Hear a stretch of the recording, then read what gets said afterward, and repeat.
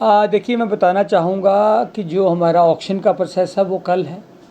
कल यानी 4 तारीख को हम लोग जो हमारी गाड़ियाँ हैं, 2 हमारे पास अभी बसेस हैं, बाकी टायर ट्यूब फ्लैप्स हैं। तो वो जिन जिन जिन गाड़ियों को और जिन टायर ट्यूब फ्लैप्स को कंडमनेशन कमेटी द्वारा कंडम कर दिया गया है, कल उन्हीं 2 गाड़ियों का और बाकी जो टायर ट्यूब फ्लैप्स है उनका टेंडर के थ्रू उनकी सेल की जाएगी।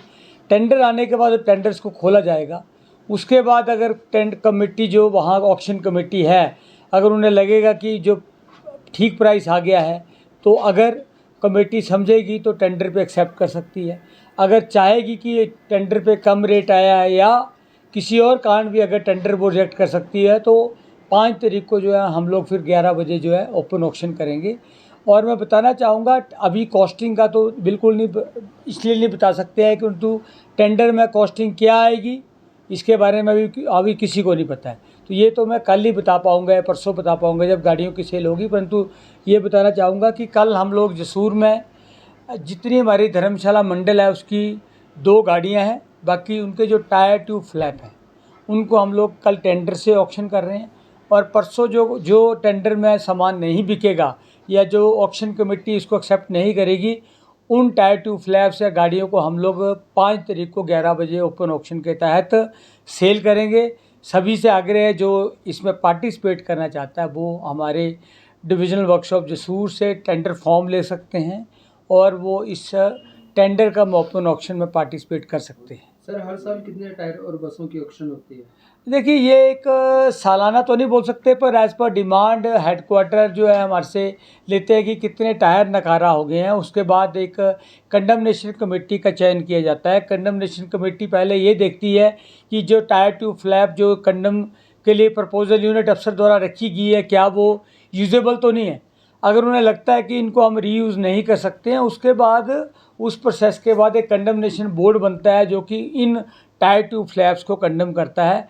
जब वो कंडमनेशन की प्रपोजल पूरी हो जाती है, उसके बाद एक ऑक्शन कमेटी बनाई जाती है जिसके चेयरमैन और उसके जो मेंबर्स होते हैं वो टेंडर का ओपन ऑक्शन के तहत उस प्रक्रिया को अंजाम देते हैं। और उसके बाद जो हमारा टेंडर का ओपन ऑक्शन होता है वो प्रोसेस पूरा होता है। तो इसका कोई फिक्स टाइम नहीं है, परंतु कोशिश रहती है कि साल 1.5 साल में 1 या 2 बार जो है पक्का ऑक्शन होती है, ताकि जो नकारा चीज़ें हैं, जो यूजेबल चीज़ें नहीं हैं, जिनको हम रीयूज़ नहीं कर सकते, उनको कंडमनेशन के तहत पहले कंडम किया जाता है और फिर उसको ऑक्शन किया जाता है। सर, किन किन बसों की ऑक्शन हो रही है? कितने साल के बाद एक बस और टायर को कंडम डिक्लेयर कर दिया जाता है? देखिए, मैं बताना चाहूँगा, इस बार जो कंडम हुई थी तो हमारे जो 2 तरह की बसेस हैं। एक तो 15 साल की गाड़ियाँ थी, तो 15 साल की मैं बताना चाहूँगा 21 टोटल बसेस थी।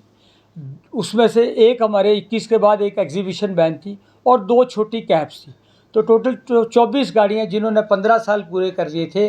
पिछले हमारे जो हमारा डिवीज़न लेवल का बोर्ड था या जो हमारी कमेटी हेडक्वार्टर से आई थी, जो कंडमनेशन बोर्ड बना था, उन्होंने इन 24 आइटमों को जो है कंडम किया था। और उसके अलावा 2 गाड़ियाँ ऐसी हैं जिनके 15 साल पूरे नहीं हुए, परंतु उनको हम इस बार ओपन ऑक्शन में या टेंडर में लगा रहे हैं, जो कल और परसों उसका प्रोसेस होगा। तो टोटल अगर देखा जाएगा तो टोटल 24 गाड़ियाँ जिन्होंने 15 साल पूरे कर लिए हैं और 2 गाड़ियाँ जिन्होंने 15 साल पूरे नहीं किए परंतु उन्हें कंडमनेशन बोर्ड द्वारा उन्हें कंडम कर दिया गया है, उनको हम लोगों ने इस बार टेंडर प्रक्रिया में लगाया हुआ है और उनकी हम ऑक्शन करेंगे।